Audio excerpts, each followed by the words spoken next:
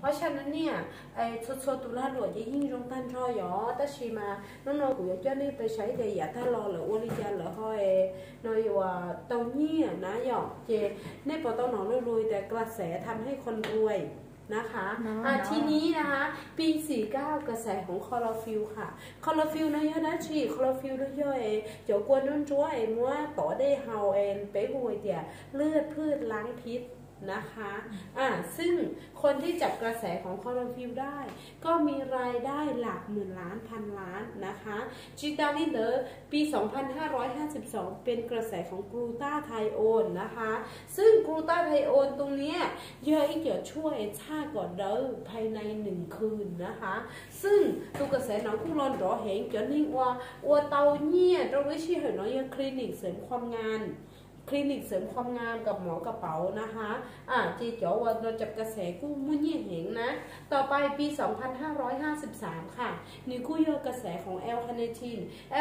เนี่ยได้จีนี่ไอตัวสารอะไรเจ้าเราใส่เราหอกาแฟเราชีเดียไปที่เธอไทยไปวูเดกาแฟเนเจอร์กิฟต์นะคะเจ๋อว่าจับกระแสของแอลคาเนทีนกู้เตาเยี่ยนเตาเหงนะต่อไปปี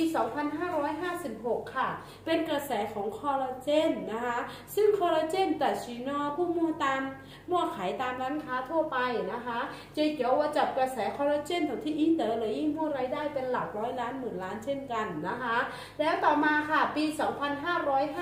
2558นี่เป็นกระแสของสเต็มเซลล์นะคะซึ่งสเต็มเซลล์นี่ย่อจ๋อชาก็ยูรัวก็ยูเอติก้าเราก็ส่งปล้อนะหยอกเจกู้เป็นที่นิยมของมหาเศรษฐีนะคะเจเป็นตัวท่านประธานนี่กู้โตเชิญเฉียไอเดียอย่าตอนได้นอได้ชีอยู่รอแล้วเจปรากฏว่าเป็นของ SOD บวก FIR นะคะหนึ่งกู้เยอีตัวนะวัตกรรมวอลใหม่ล่าสุดจะรู้ชื่อหอยแต่ชิโนนะนะคะเจขอน้อยยังอีกข้อว่าอยู่รอให้ดูนี่เดียกระแสทำให้คนรวยจริงๆค่ะนะคะต่อไปนะคะในธุรกิจของแบบเดิมๆนะคะธุรกิจแบบเดิมย่อได้จีนะธุรกิจยาถ้าเรามีอยู่หมดสินค้าใช่ไหมคะแล้วก็มีราคา PV เปอร์เซ็นต์รายได้ถ้าว่าอยู่ถึงมัวเตาเลยนะเราเหลือเขาจะมั่นเตาว่าคะแนนหรือมาเลยมั่วเตาว่าเปอร์เซ็นต์หรือมาที่มั่วเตารายได้เจอยู่ถึงมาสิเนี่ยเราเก่าจีน้องจะไปจนน้องเจเรามาเลยเราเห็นเนี่ยย่อเจนี่ก็ยังจุฬาหลวยยาตาลอยเดียในช่วงนี้เนาะเจว่าเราไปเราไปจีชัวตรงเนี่ยนะเจว่าแต่ชิโน่ผูกให้ตรงนี้เดียบริษัทเจไม่เหมือนเดิมนะคะเป็นบริษัทน้องใหม่ที่สุดยอดมากนะคะนอกจากนั้นบริษัทของเรา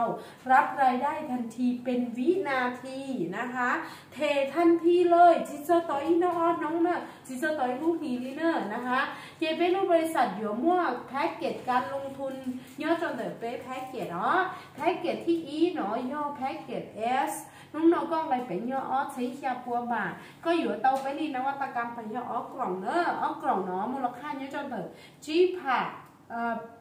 ผับรอบปัวบ่านะคะต่อไป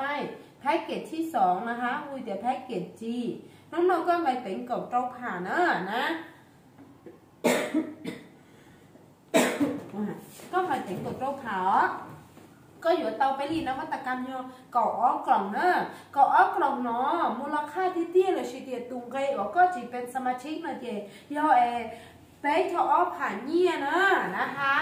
ตุงไกเชียชาปลอเนอะไปรูปบริษัทนี้เลยนะอย่าหุ้นส่วนบริษัทเราชีไปหูเดเอ็มดีนะคะก็ไปเป็นเนี่ยจนเนอะปลอกตัวเชียผ่าก็อยู่เตาใจไปจุดตรงกล่องชั่วไปจุดตรงกล่องชั่วเนาะเตาวัวรั่วลีนี่เจ้าไปว่าได้ชีนะคะขอที่อีหอในนอกก่อนในตุกเข่งหลงเป๋าเนอะนะในนอกก่อนในตุกเข่งหลงเป๋าในเจ้าเรา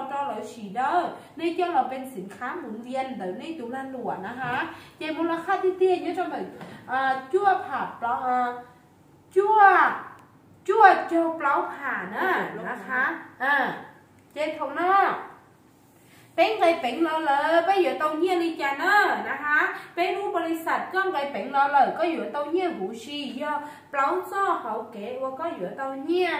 นะคะซ้อเขาเก๋ที่ไปหูเดียค่าแนะนำว่าเรียกกูให้น้องนอไปรูปบริษัทเป๊ะเตาใจเยี่ยทันทีเป็นวินาทีเป๊ะชิโซตอนะเป๊ะชิโซตอรี่นะคะ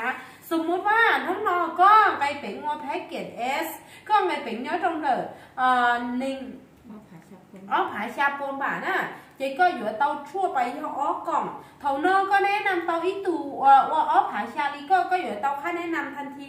โจปวนบ่าทันทีเป็นวินาทีนะคะเขาย่อไอเดียก็ไปแนะนำเตาอีจีแล้วนะเจ๊เท่านอก็อยู่เตาใจค่าแนะนำยังอ้อผานะนะคะเขาย่อไอเดียก็ไปแนะนำเตาอีตู่หุ้นส่วนบริษัทบริวตุล่อเท่านอก็อยู่เตาย่อเป๊ะผ่าโจปวนนะคะต่อไปก็เดี๋ยวอ้อน้องว่าตูไม่ต้องยืดใจเลยก็อยู่จะจีเชื่อเราว่าตูรุ่นร้านนะคะเจียแพ็กเกจจีน้องๆก็มาเป็นอีผัดกล่องโจผ่านะคะเจีก็อยู่เตาชั่วไปยังกล่องอ้อกล่องเขาเนาะก็แนะนำเตาอีตูเมก็กูอยู่เตาโจปัวนะเขาก็แนะนำอีตูทุ่งก็เลยก็อยู่เตาข้าแนะนำยังเปล่าเผาเขาย่อไอเดียก็แนะนำเตาอีตูล่อของน้องก็อยู่เตาข้าแนะนำย่อหยีผ่านะคะ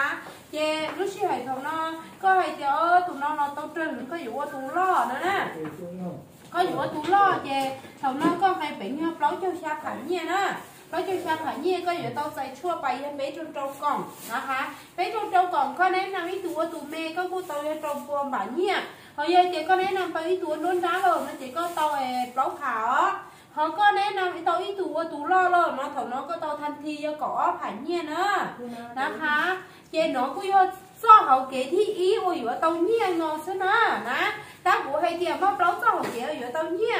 ต่อไปเจ้าของเก๋ที่อ้ออยู่เตาเนี่ยเป๊ะหูให้เดียส่วนต่างค่าแนะนำนะคะขอเนาะก็อวตูล่อเลยก็อยู่เตาไปต่อในข้อที่อ้อเนาะนะข้อที่อ้อเนาะก็อวตูล่อซื้อก็ที่ดีเตานะคะสมมติว่าน้องนอก็อวตูล่อนะก็ตัวแนะนำกูนะกูให้เดียกูสาวเห็นได้ชิมากูชิมุเนี่ยนะเจกูกุ้งไปอวตูเมนะเท่านอก็ใช้ก็ใช้ดูนะคะก็ตัวแนะนำกูเจก็ที่ตรงปวนถึงกูทันทีเลยนะคะเท่านอกูเป้าหนึ่งจงเหงนะคะน้องนอเฉินจอกูไปแนะนำเตาอีจีในใช้ยากูแนะนำจีเจกูเตาอ้อผ่าซื้อไอ้ยังก็แนะนำจีไหนก็เตาเป้าผ่าเท่านอบริษัทเทเลอร์หูชีเป้าผ่าแต่ชีกูยาตูเมกูมั่นใจเตาไปอ้อผ่าซื้อเจเท่านอชัวอ้อผ่าชัวอ้อผ่านออยู่เจลีเดาต้นเฉียก็นะคะอ้อผ่านเราอยู่เจลีเดาต้นเฉียก็โดยที่ก็ชิป้อยแต่กูตัวนอยลิงตื้อยกขอตื้อนะคะวันนี้ตอนบ่ายกูจะกลับไปกูเฉียเตาอีตูล่อนี่เราใช้ย่อกูเฉียตูล่อกูมั่นใจเตาไปผ่าเตาซื้อย่อก้อนเฉียเนี่ยก็เตาก่อผ่านะคะน้องนอกูมั่นใจเตาไปผ่าเตาซื้อเถานอช่วยหยีผับเล้านะคะกูอยู่เจลีเดาต้นเฉียก็หยีผับเล้าเจลีเดาต้นเฉียก็โดยที่ก็ตื้อชิป้อยแต่กูตัวน้อยยังตื้อนะคะเจน้องนอก็เป้ากูอีลิงเกาซื้อก็ใจไปก็อีผ่านเนี่ยพอกูตูแข้งกูจะตูไปเฉียนได้แล้วใช่ไหมกูเตาใจให้จีผ่าเตาซื้อหวีเดียกูไม่ตูเม่นะคะเพราะฉะนั้นขอน้อใช้เตาไอเดียก็ว่าตูล่อยอแพ็กเกจว่าจงชาติเลยก็อยู่จีโป๊อินบาทต้องเล่นตื้อเกียร์เลยนะคะต่อไปค่ะเนื้อเจ้าของเกตที่นะไปเดี๋ยวเราเจ้าของเกตที่เป๊ะอยู่ตรงเนี้ยนะคะเจ้าของเกตที่เป๊ะอยู่ตรงเนี้ยเป๊ะหูเดียค่าทีสมัครออนไลน์เราชีเดียก็สมัครเตาเหลอมาหยอดนะคะก็ว่าตูล่อเลยกูยตูเมกูเปิดไปยนเฉียเตาเอสเฉียเตาจีเฉียเตาเอ็มดีเรากูจีมั่วใจว่าอยู่ที่เตาข้อมูลนะคะคีย์ข้อมูลยังคีย์ได้จีคีย์ชื่อที่อยู่เบอร์โทรให้เดียเราอยู่แพ็กเกจตื้อใช่หรอคีย์อีจีก็จ่ายค่าคีย์ไปกี่เจ้าบาทนี่คีย์เอสก็ต้องจ่ายค่าคีย์กี่เจ้าบาทนี่คีย์อีจีก็ต้องจ่ายค่าคีย์จีปัวคีย์เอ็มดีก็ต้องจ่ายค่าคีย์อีผัดจีนะคะเกน้องกูย่อเจ้าเขาเกที่เป๊ะอยู่ตรงนี้น้องนอก็สมัยเจ้าหลายซื้อเราก็ต้องไปเต่าโทรศัพท์ของตีชีนะคะต่อไปเจ้าเขาเกที่เปล่าอยู่ตรงนี้ขอเราอยากขอจริงชาปลอยว่าเป๊ะโซลิโซตูสาเราว่ารู้ลานหลวนนะคะเป๊ะหูเดียค่าบริหารทีมเราชีค่าจับคู่น้องนอจีไฮก็อยู่ว่าตู SGMD ก็อยู่เต้าต้นท่อตั้งชีมาหลังเที่ยงคืนเราชีเดียอีตามอจ่อยาบริษัทมาเท เนี่ยเนาะข้อที่อีข้อที่อ้อข้อที่เป๊ะปอต้ากูไฮโลตันทอบริษัทเททันทีเป็นวินาทีนะคะข้อที่เปล่าหมออีตามมอบริษัทมาเทอ๋อเท่านอนะคะแพ็กเกจเอสยอกล่องชั่วเป๊ะอย่ามาต่อไว้อีคู่บริษัทเดี๋ยวใจสูงสุดตัวเป๊ะยออีคู่ยอเป๊ะปวมบาทนะคะใจสูงสุดไม่เกินวันละ 5,000 บาทต่อวันนะคะจีตาลินเดอร์นะคะแพ็กเกจจีน้องนอยก่อกล่องชั่วไปอยู่ว่าเตาว่าคู่เตาเยอะตรงคู่นะคะบริษัทจะจ่ายให้คู่ละเยอะเป๊ะปวมบาทนะจีตาลินเดอร์ย่อยเดี๋ยวก็เยอะแพ็กเกจจีเลยบริษัทเยอะเทสูงสุดแล้วก็อีน้องจีเปล่าหมิ่นบาทเนี่ยไทยเนอะนะคะไอ้ย่อยเดียก็ตัดสินใจว่าหุ้นส่วนบริษัทแน่เป๊ะเจอเตาก่อนอยู่มันเตาว่าคู่เตาก่อนยีคู่เนอะนะคะบริษัทคู่เยอะเทแล้วก็อีคู่เยอะเป๊ะปวมเปล่าเจอบาทนะคะเท่านั้นก็ว่าตุล่าเลยไปรู้บริษัทเดียก็เอาตุล่าเลยลองหมดวิจารณ์บริษัทเททันทอนะแล้วชีเดียไปให้ดูไทยเดียจ่ายไม่อั้นมาเท่าไหร่จ่ายหมดเลยนะคะจีตาลินเดอร์นะคู่ที่อีส่วนคู่ที่ไปเจ้าบริษัทเยอะเทแล้วก็อีคู่ยังไปปวดแล้วจมบ่าเอาคู่ที่ไปเจ้าอีขึ้นไปบริษัทเยอะเทแล้วก็อีคู่ยังอีปวดแล้วเจ้าจีบ่านะเนี่ยอีที่ให้เดียเอาจากบริษัทให้เจอเลยบริษัทที่เห็นเต้านะคะยังบริษัทเยอะเห็นเต้าใต้น้องบริษัทเยอะเนาะที่เต้าบริษัทเยอะจริงบริษัทขาดทุนนะแยกขอน้องบริษัทกันก่อนนะอีบริษัทเลยเนาะเต้าอยู่เลยเนาะเต้าเนาะทีนี้นะคะ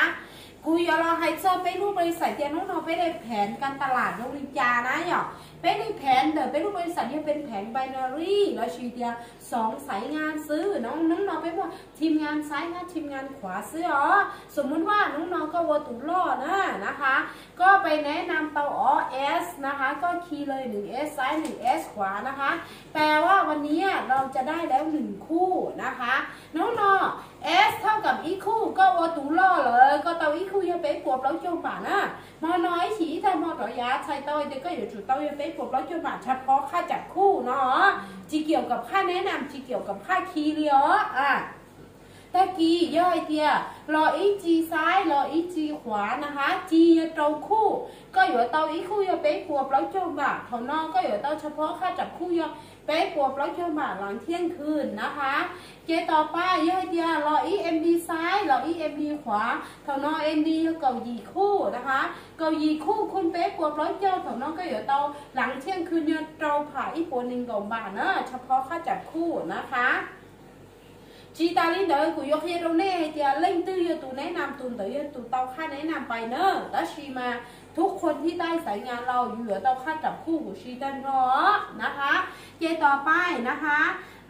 เยอะให้เดียตะกี้ชัดต่อนอรอ ES ชัดต่อนอรอ EMD G เท่ากันเหรอเนอะ G เท่ากันเหรอจะบริษัทยาตั้งรออีเทียบริษัทเหรอ G เทนะแต่ชีมาข้างนอกไปเรื่องบริษัทเทเยอะบริษัทเยอะเทอีคู่ซื้อนะเกมอนอก็อยู่เตาเป๊ะปลุกร้อยจังหวะเท่านอนี่เราใช้S เยอะอีคู่ MD เยอะกับอีคู่บริษัทเทเลอร์นะคะบริษัทเทเลอร์อีคู่เท่านออยู่ชัวเก่าชาคู่นะคะเก่าชาคู่เนาะบริษัทเดี๋ยวมดเคยเกียร์นะบริษัทที่เสียปอดใจตะกี้ชาต่อนอรออีจีนะคะชาต่อนอชีรอเลยเนาะตาชีมานี่เดี๋ยวไปจับคู่กับของเก่านะคะเนี่ยไปจับคู่กับจอกู้แม่มอว่าชัวเคยเกียร์นะคะเจมอนอจีเจ้าคู่เจ้าคู่คุณไปกบร้อยจมพอนอก็อยู่เต้ายอขับร้อยจมบาทนะ